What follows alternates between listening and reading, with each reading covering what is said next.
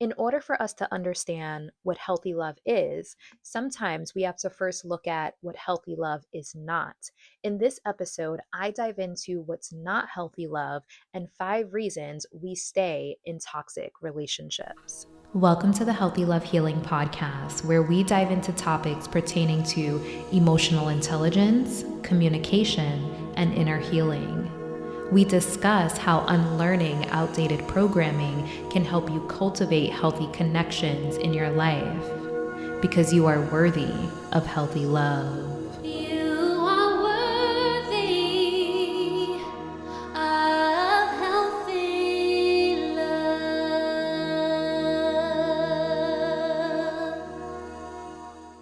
Hey lovers, you're listening to the Healthy Love Healing Podcast. Before we dive into this episode, I invite you to reflect upon, in the last week, what was one act of healthy love that you experienced.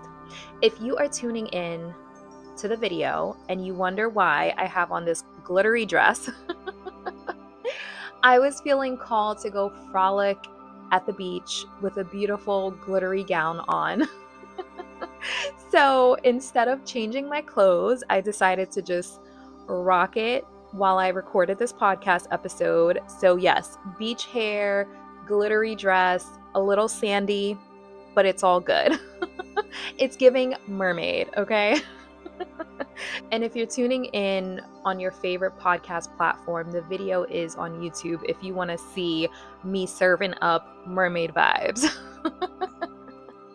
All right, let's dive into today's topic. I have a lot of notes here on my laptop, so I want to make sure I cover everything. And I think that this is such an important topic because the old paradigms are crumbling. I hear people say things like, oh, marriages are not what they used to be. But like I've been saying, if you've been listening to me for a while, women didn't have autonomy. Women couldn't vote. Women couldn't have a mortgage in their name without a man.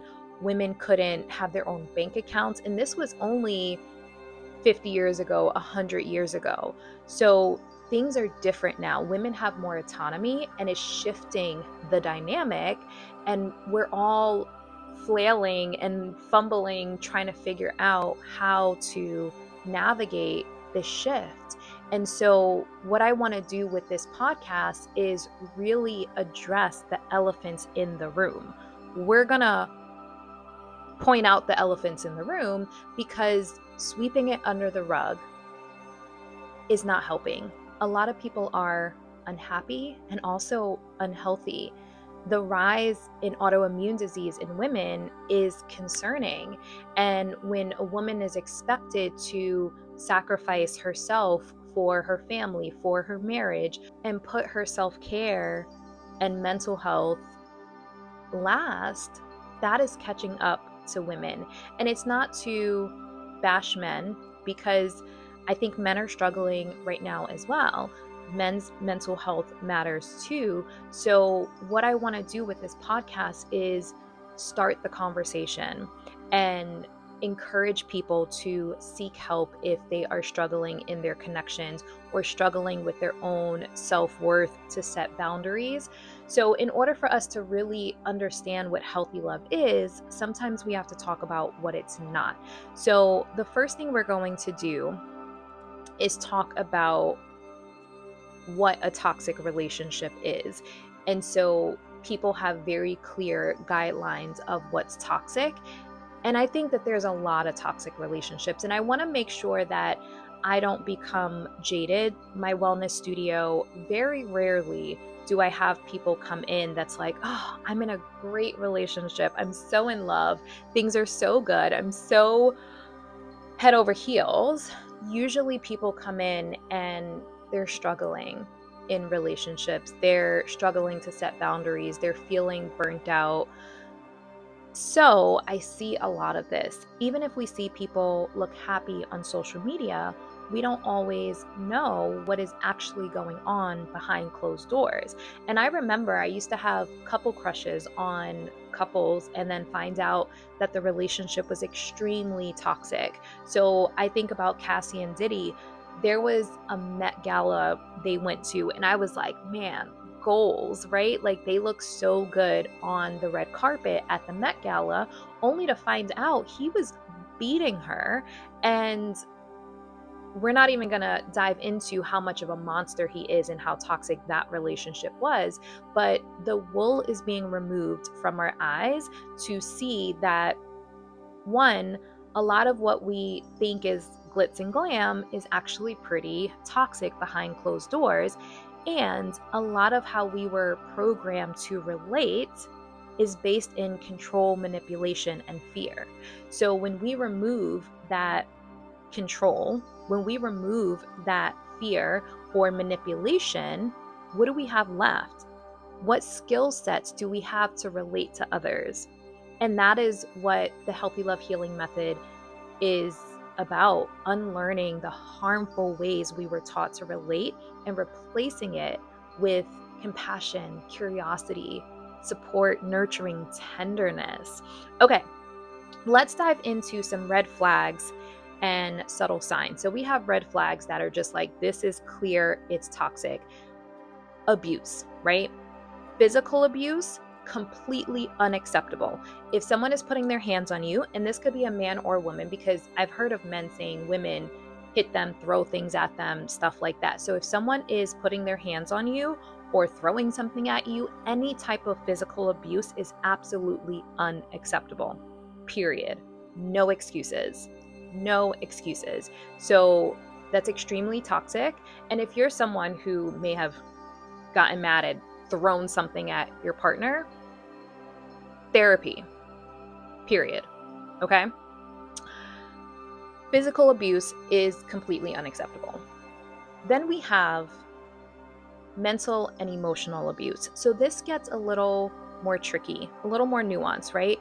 Because what I hear women say is, well, he's never put his hands on me. Well, he's never put his hands on me is not a reason to stay and accept what is going on. Mental and emotional abuse can sometimes be more harmful than physical abuse. So if there's screaming, if there's name calling, if there's constant criticism, this is still mental and emotional abuse that eventually wears you down. It eventually tears you down. When I give examples and I say men do this to women, it's mostly because 90% of my clientele are women, but I just want it to be known that these things happen vice versa. Women do this to men as well. So please don't ever feel like I'm bashing men, because I'm not. And I'm not implying that it only happens to women. But the examples and reference points I have come from my clients, which are 90% women. So I know situations where men may be insecure and not feel like they deserve a woman, or the woman may be out of their league, and so they're programmed to break the woman down, tear her down so she doesn't feel as worthy, and she won't want to leave you because she doesn't think she can do better, right? This is a tactic that is actually being taught to men in the whole like alpha male, like toxic masculinity groups. And not to say that it doesn't happen with women to men as well, like I said, but constant criticism.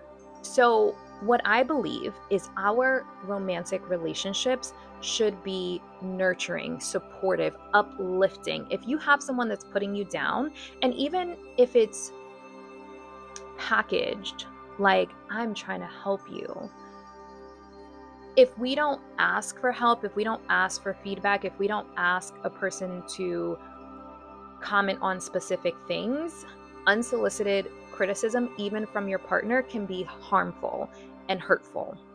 So there's a certain way with emotional intelligence to provide constructive feedback, but that's a whole nother episode in itself, talking about how to provide feedback and that healthy communication. But if you feel put down by your partner, that is a problem.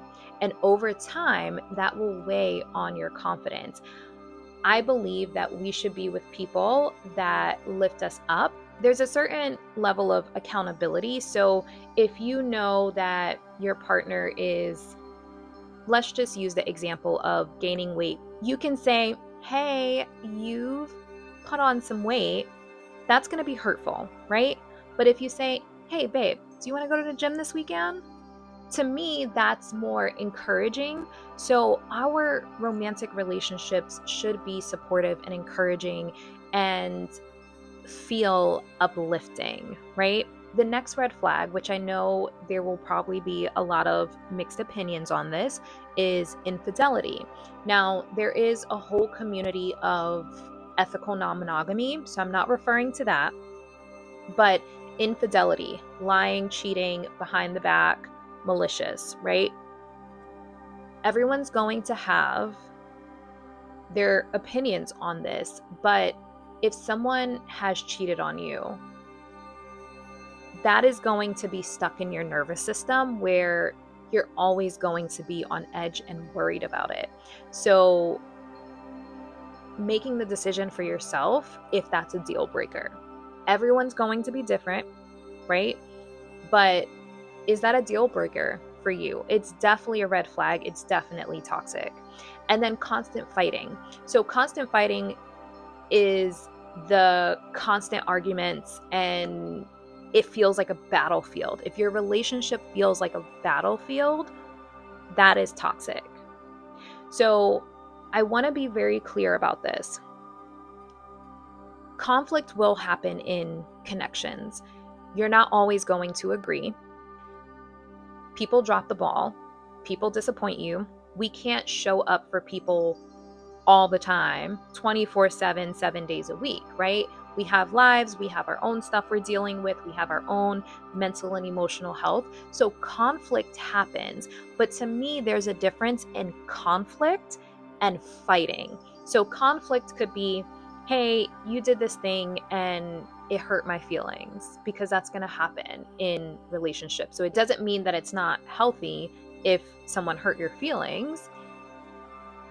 But fighting where you're at each other's throats, someone's trying to prove the other person wrong or right, you're screaming at each other, you're saying things to be hurtful, to me, that's very different than conflict. So I'll give you an example of conflict that could just happen.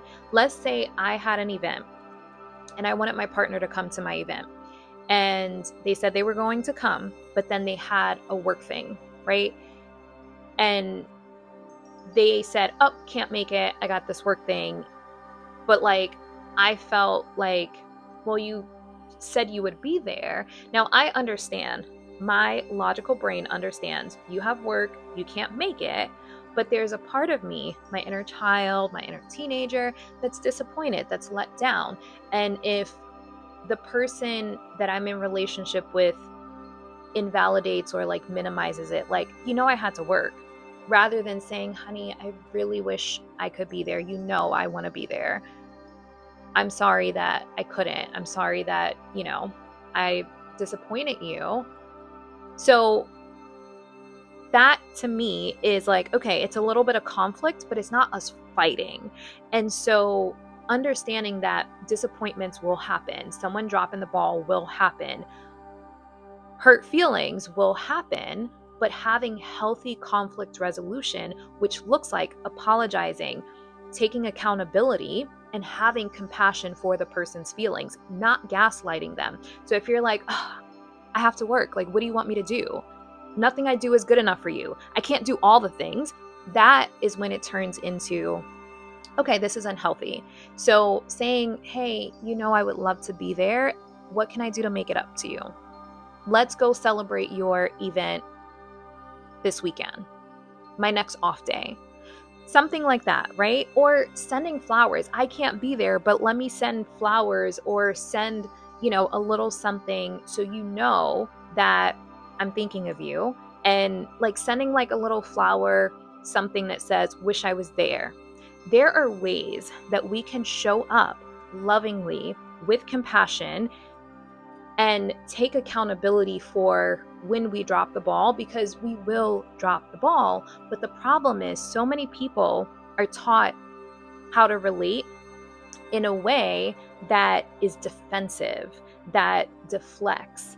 And we're used to dissociating or discrediting someone's feelings, minimizing, invalidating, or gaslighting a person. So that's not healthy love. So there is a difference in conflict and constant fighting. Okay, so those are clear red flags: abuse, infidelity, constant fighting. Clear red flags, right? Lying. Can your nervous system feel safe around someone that's lying, that's cheated on you, that constantly criticizes you, that harms you physically? Your nervous system will never feel safe. And if your nervous system never feels safe, then it's going to keep you in a state of fight, flight, or freeze. And we wonder why so many people are burned out, because they don't feel safe in their environments. So, those are the red flags, right? But let's talk about some orange flags where it's not so clear, but still important to notice. So, number one is you feel drained instead of nourished after interactions. So, if we start to focus on embodiment and being really in tune with our body, noticing when we're around our partner, do we feel full of life, full of vitality? Do we feel that zest? Do we feel excited? Do we feel comforted and soothed? Or do we feel drained? Do we feel like we're pouring into them without being poured into?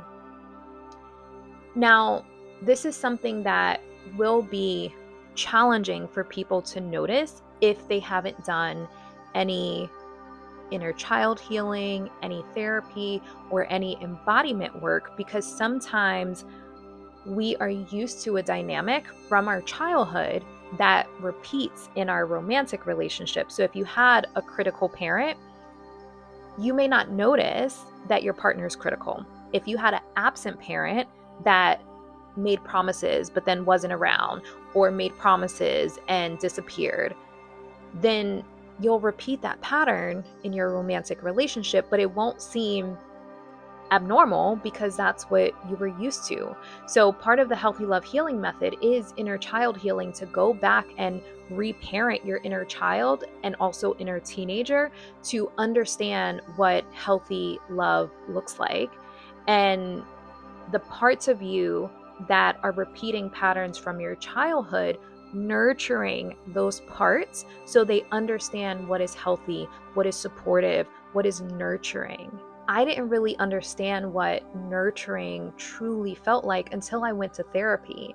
And then I looked at a lot of my connections and I'm like, this doesn't feel supportive. This doesn't feel nurturing. This doesn't feel good. This doesn't feel safe. And emotional safety. When I dove deep into my healing journey, I looked around at all of my connections and I'm like, I don't have any emotionally safe connections.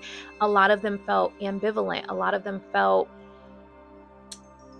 we're just going to say ambivalent and move on so I don't get too far off track here.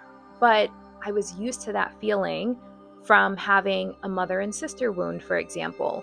So until we go back and reparent our inner child and inner teenager and offer our past selves healing and nurturing, we can unconsciously repeat those patterns in our romantic relationships.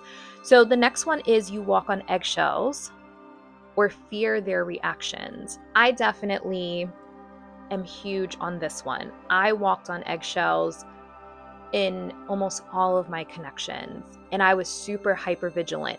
I don't want to be too much. I don't want to be too overwhelming. I don't want to stress them out. And so I would walk on eggshells. I would shrink.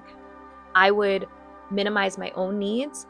I would invalidate my own needs and desires to accommodate the people that I was in connection with, friendships and romantic relationships. And then what I realized is I started shrinking, right? I started losing myself.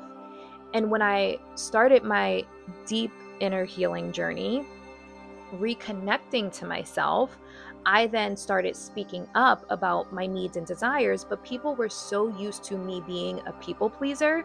When I started speaking up, it was like, how dare you? Nothing I do is good enough for you. you don't do anything. Like, we have gotten so used to receiving breadcrumbs. And if you come from a dysfunctional or toxic household, like when you were a child, you may be used to breadcrumbs. I was used to breadcrumbs, right? So when I started saying, "Oh, I deserve more than breadcrumbs," and it's funny to even hear me say this, because you would look at me and think like, there's no way she accepts breadcrumbs, right? But the thing is, when you had an absent dad, it's almost like your inner child is just wanting to be chosen, right? If you had an emotionally unavailable mom, you felt like you had to earn love. And that shows up in our connections, in our adult lives. So that is why going back and reparenting our inner child, to let our inner child know that you don't have to earn love. You are worthy of love just as you are. You don't have to be of value. You don't have to people please. You don't have to shrink. These are lessons that I had to really let sink into my being.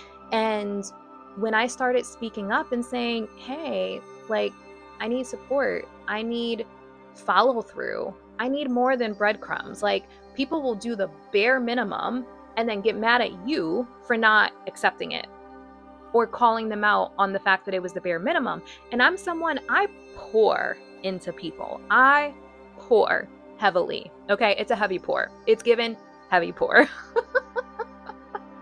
And so why would I accept breadcrumbs back? So really noticing where we shrink and accept breadcrumbs, and knowing that you don't have to accept breadcrumbs. It may feel that way, but we'll get to why it feels acceptable to accept breadcrumbs a little bit later. It's tied to self-worth, but let me not get ahead of myself. So then, manipulation and control disguised as love. I only get upset because I care about you. That is manipulation. So I could probably do a whole episode on manipulation. And this happens both men and women. I have a section in the Healthy Love Healing app about shadow work and talking about men and how they manipulate women, and then women, how women manipulate men, because we do, you know? So using our seduction, for example, are we using it for good or are we not? You know, so like that dark feminine energy, because we can all be seductive to get what we want, but there's a goddess energy where you inspire the divine masculine to provide what it is that you want and need. And then there's also a malicious seduction, we'll just say. So, are we using our goddess energy for good?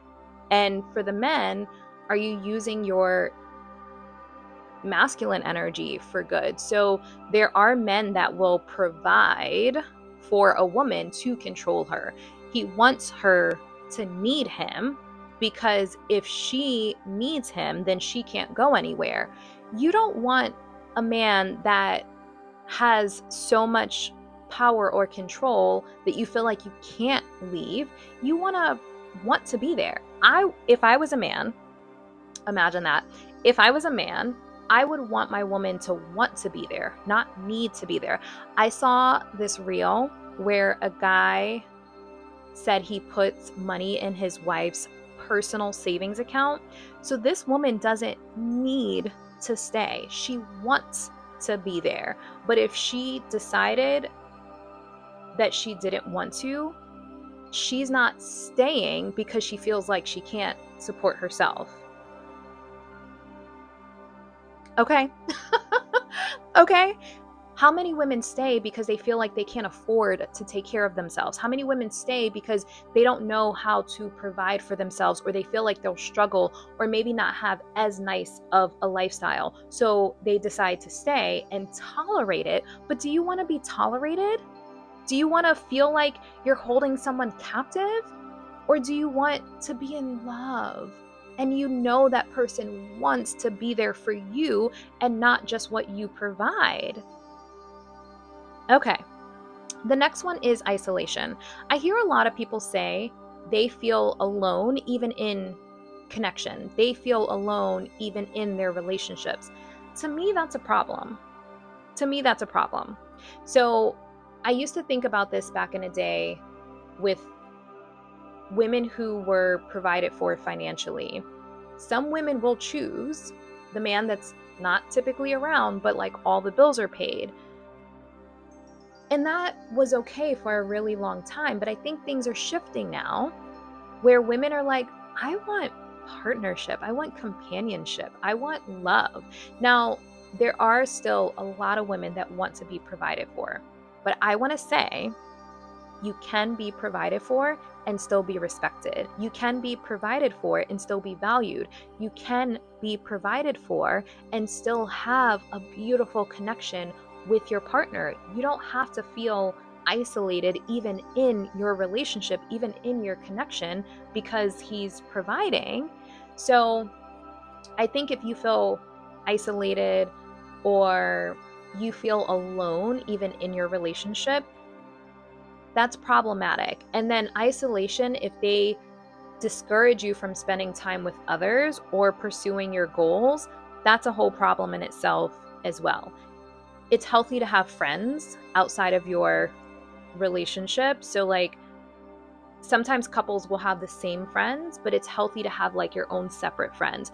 It's healthy to have your own separate hobbies as well, because women will mold themselves to their partners and then feel like, I don't know who I am without them.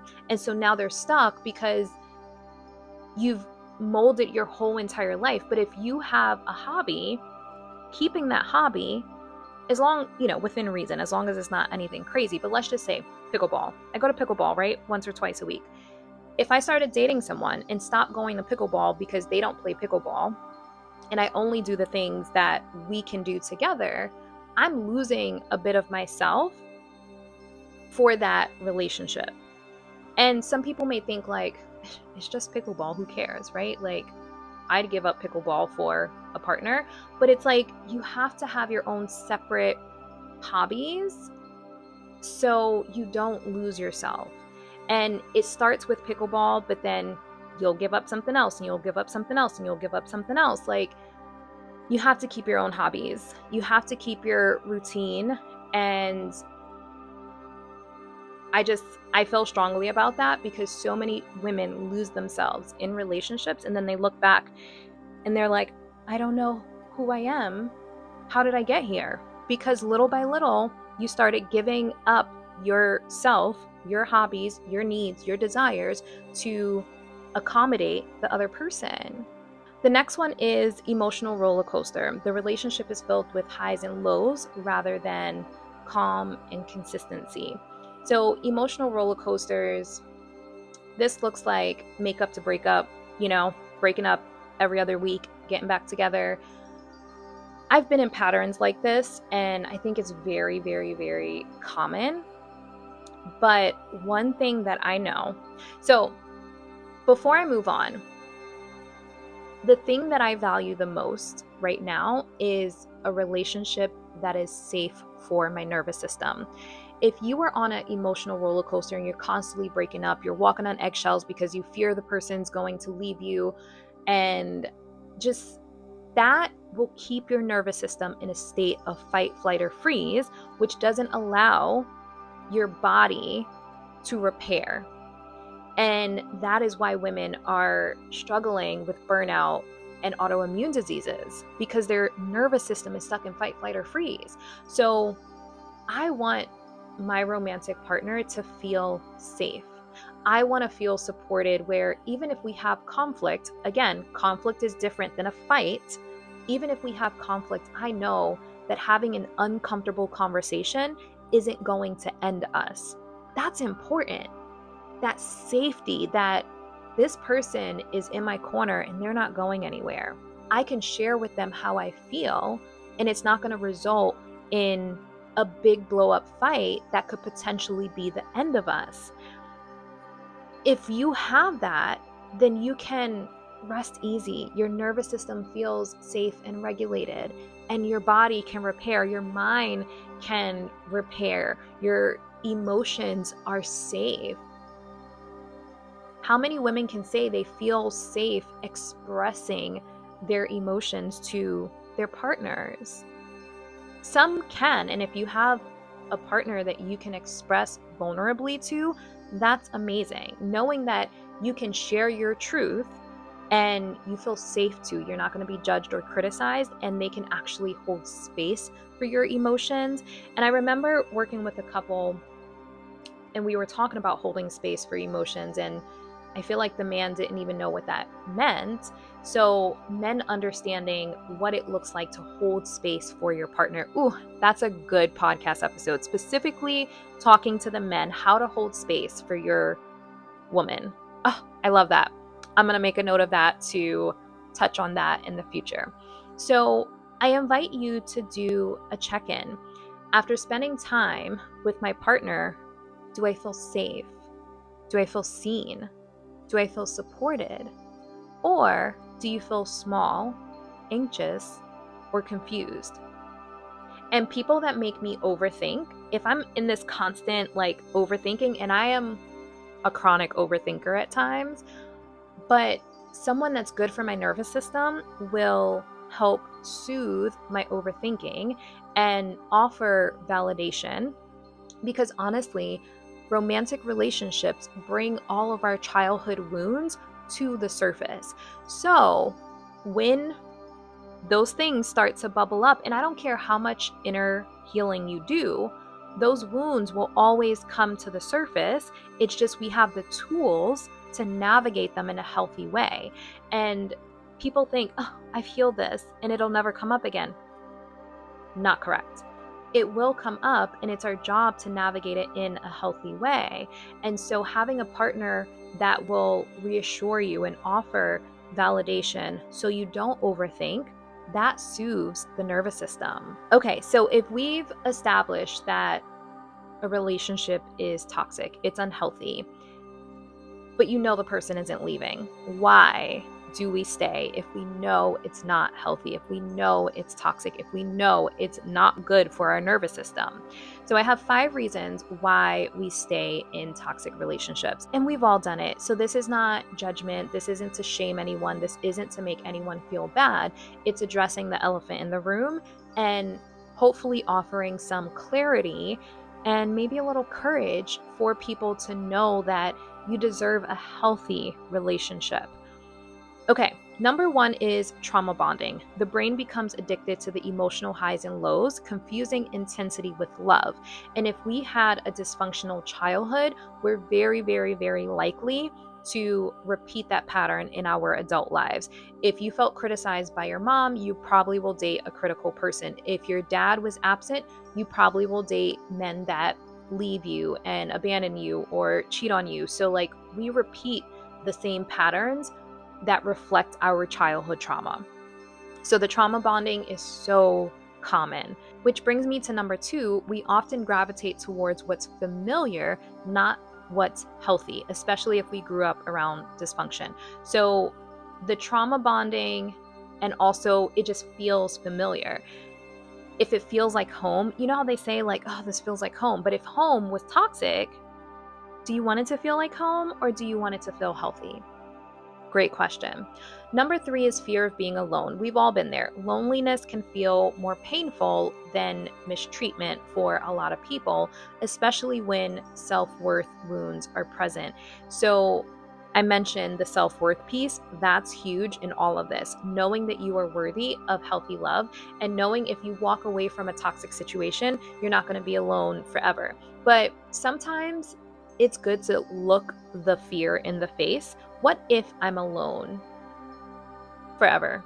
What if, right? There was this article circulating social media that talked about women that ended up single lived longer and healthier lives versus being in the wrong relationship or a toxic relationship killed more women than being single.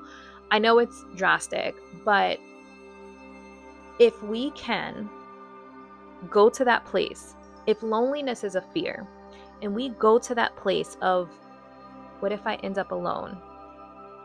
Asking yourself, how can I be happy and fulfilled even if I end up alone? And this is just for shits and giggles. It's not to say you're going to end up alone, but if you look fear in the face, the thing that you fear the most, and if dying alone or living alone is like the worst thing to you, really sit with that and look at, okay, if I was alone, if I didn't have a partnership, if I didn't get married, how could I make my life amazing, magical? I've done this exercise myself because I'm like, I don't want to settle, but I also don't want to end up alone. So I'm like, let me look at if I end up alone. And what I thought about, I'll travel the world. I I came up with this glamorous plan. So I'm like, oh, ending up alone doesn't seem as scary now. And so now I won't stay in a toxic relationship because I've gone to worst case scenario. I've made peace with maybe I won't have children. Maybe I won't get married. I've made peace with that. And so now when I choose a person, I am choosing them because I love them and not because I'm afraid of being alone. I'm afraid of not getting married. I'm afraid of not having children. And that's a powerful place to stand on. That's dating from a grounded place. So look the monster in the face, look the fear in the face. That exercise will help you start to ground into your true needs and desires, and you're not doing it because society says you should be married by this age. Society says you should have children. So really separating your true needs and desires in your core versus the societal programming or generational programming. The next one is hope for change. So are we dating the man or are we dating potential? And the woman too. It's not just men, not just men. Are we dating potential or are we dating the person? We can hope for things to get better, but sometimes they're not. I saw something that said, if you're not happy with a person as they are, can you be happy with them if they don't change, like as they are now? And if that's a no, that's data. And people do improve, but sometimes they don't. I do think people get their shit together and improve their lives, but sometimes they don't. They stay right where they are. Sometimes they even get worse. So, being really honest with yourself, can I be happy with this person as they are now? That is an important question, and be honest with yourself. Honesty, especially like being honest with yourself, is a huge part of this. So, brutal honesty. And then the last one is unhealed inner childhood wounds. So this definitely speaks to 1 and 2 as well. What feels familiar, especially if you came from a dysfunctional or toxic household, and trauma bonding. So if love was conditional or chaotic growing up, we may subconsciously equate that with love. And I had to go back and teach myself what nurturing felt like, what affection felt like. And I'll share, I just gotta chill. I'll share one thing that I had to work on is being loved versus being desired. I think women are programmed to be desired, but it's very different to be loved than to be desired. That came along with healing my inner teenager, and that was a powerful reflection for me. So doing that inner work will help start to program what healthy love actually feels like in our body, in our subconscious. And then when things are not feeling healthy, when things are triggering our nervous system, it's evident. And then we can have the courage to communicate our needs, because sometimes people don't know and sometimes people want to be better. So can you grow with the person? If a person is willing to learn and grow together, then you have something to work with. But if they're not, if they're set in their ways, you have the courage to consciously uncouple. So asking yourself, am I loving this person for who they are or who I hope they'll become? Is this person willing to grow with me? Is this person willing to do the work? Will they go to therapy with you? Will they do some type of emotional intelligence or self-development or counseling so you can grow together? And I want to say that no one is perfect. We all have our stuff. And then life happens, right?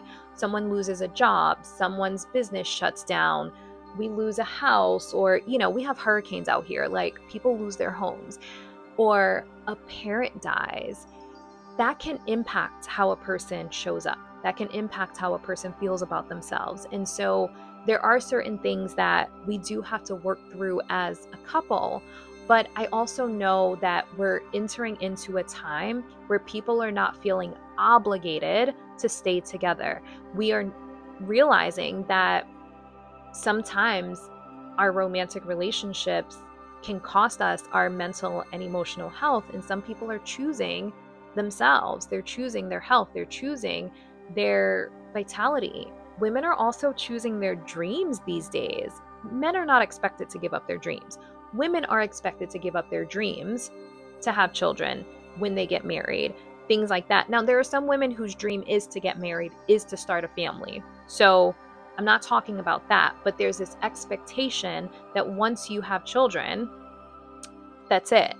You can't dream of a business or, whatever. So there's so much shifting right now, and finding someone that is willing to do the work to unpack all of the harmful programming and learn how to truly nurture you, truly support you, truly provide the compassion and love and validation and reassurance that we all need to feel secure in our relationships, because our stuff will come to the surface, but it's having someone that wants to go on that journey with you and have it be as healthy as possible. And conflict doesn't mean that it's not healthy.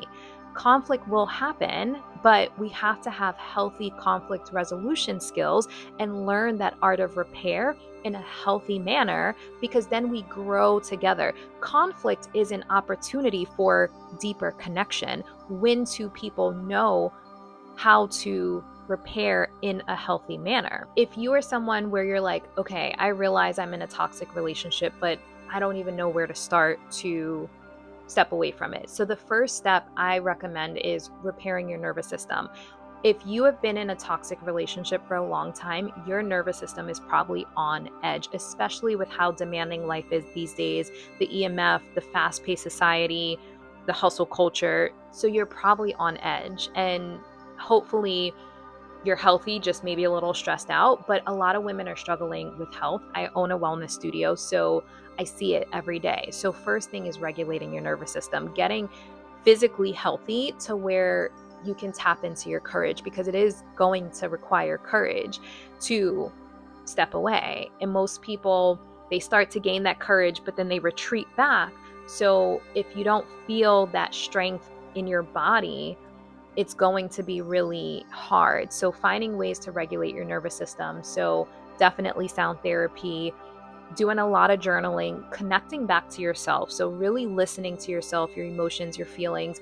If you need journal prompts, the Healthy Love Healing app has a ton of them.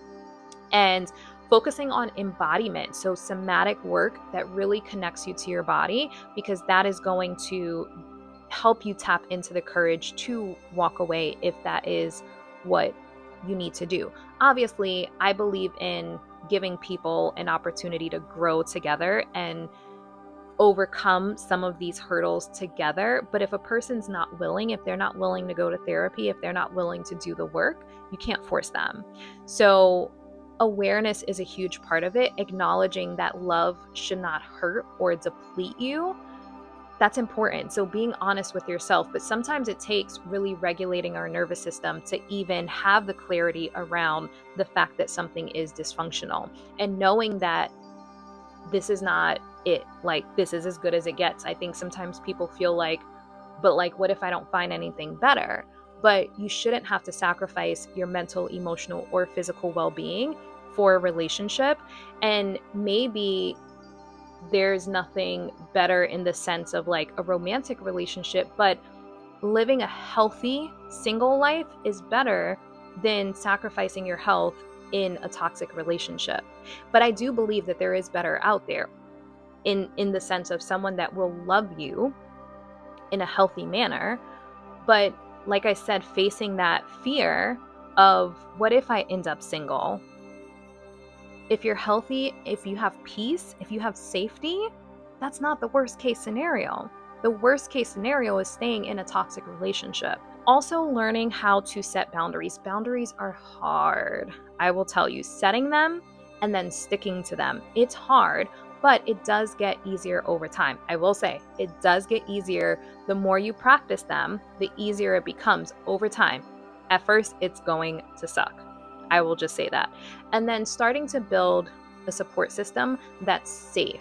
So, really tapping into what safety means to you, what safety feels like in your nervous system, who feels emotionally safe in your life, who is the most emotionally safe person in your life, and how can you spend more time with them? This is a question I ask my clients. Who is the most emotionally safe person in your life, and how can you spend more time with them? And obviously, if like your romantic partner is the most emotionally safe person in your life, then you probably are not in a toxic relationship.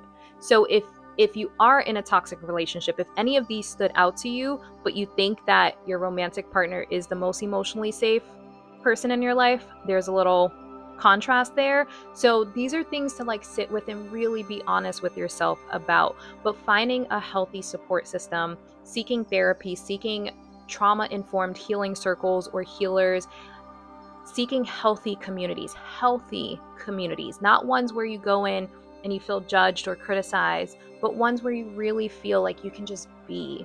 You can be, you're not walking on eggshells. You feel supported, you feel seen, you feel heard, you feel nurtured. Finding people that are truly compassionate. And then reprogramming self worth. So, this was the big part that I was like, this is a huge part in walking away from toxic relationships. Tapping into your self-worth, learning how to receive love that feels safe, knowing that you are worthy of love that feels safe, calm, steady, compassionate, nurturing.